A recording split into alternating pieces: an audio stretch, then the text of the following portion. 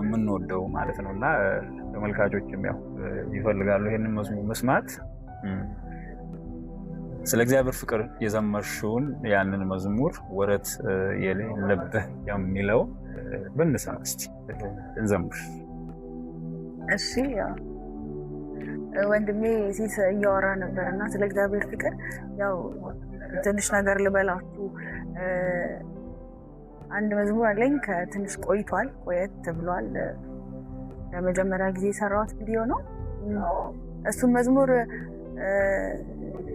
ስለ እግዚአብሔር ፍቅር ያወራል። ሉቃስ ወንጌል ላይ ያለውን ታሪክ ሳነብ ነው ያሰብኩትና ስለነዛ ሁለት ልጆች አንደኛው የአባቴን ድርሻዬን ስጠኝ ብሎ የሄደው ልጅ ስለዛ ልጅ በማሰላስልበት ጊዜ ነው የእግዚአብሔርን ፍቅር አንደርስታንድ ለማድረግ ሞከርኩኝ እና ያ ልጅ ከቤቱ ንብረቴን የሚያስፈልገኝን ነገር ብሎ ከወጣ በኋላ ተመልሶ ሲመጣ ግን አባትየው በዛው በአባትነት ፍቅር ነበር ሲቀበለው የነበረው። ትቶኝ ሄዷል፣ እንደዚህ ንብረቱን አባክኖ መጥቷል ምናምን ብሎ ፊት አልቀየረበትም። ያውም በጣም በታላቅ ጉጉት ነበረ ወጥቶ መንገድ ላይ ሮጦ እስኪያቅፈው ድረስ የሆነውና አሁን ምን ለማለት ፈልጌ ነው፣ እግዚአብሔርን በማይለዋወጥ ፍቅር ነው የሚወደን። በጊዜ ብዛት የሚያረጅ ፍቅር የለም እግዚአብሔር ጋር። በቆይታ ብዛት የሚለወጥ መልካምነት የለም። በቆይታ ብዛት የሚቀየር ፍቅር የለምና ያንን ፍቅር ነው ለማንጎራጎር ያሰብኩት የተቀኘሽው ማለት ነው። የተቀኘሁትና እስቲ እንዘምራለን አብረን።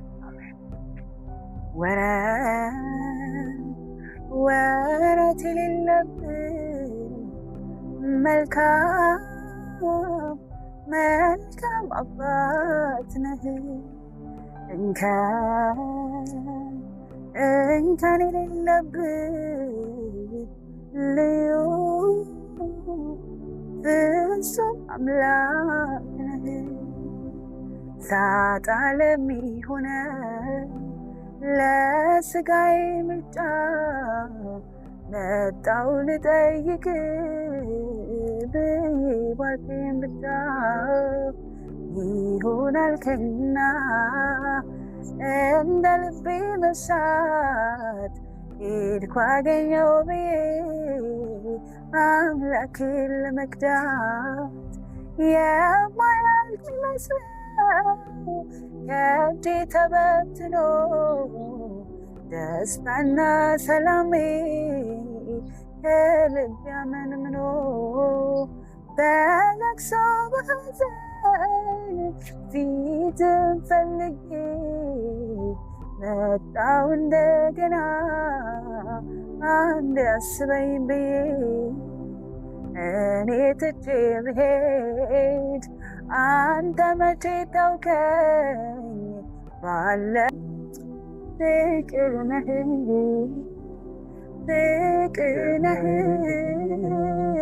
መች ትለወጣለህ መች ትቀየራለህ መልካም ነህ ደግ ነህ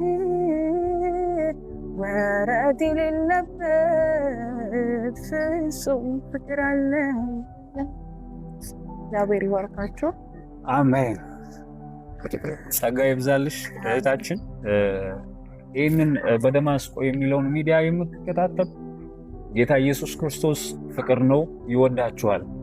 ከዚህ በላይ መወደድ የለም እና ስታወሪ ነበረ ሁል ጊዜ በጣም የምንነካበት የእግዚአብሔር ቃል ሐሳብ ነውና መጽሐፍ ሲናገር ከቤት ቆብልሎ ስለሄደው ልጅ ያለውን ሁሉ ጨርሶ ሲመጣ ሌት ቀን አባትየው ይጠብቀው ነበረ እና ምናልባት ከሰራተኞቹ መሃል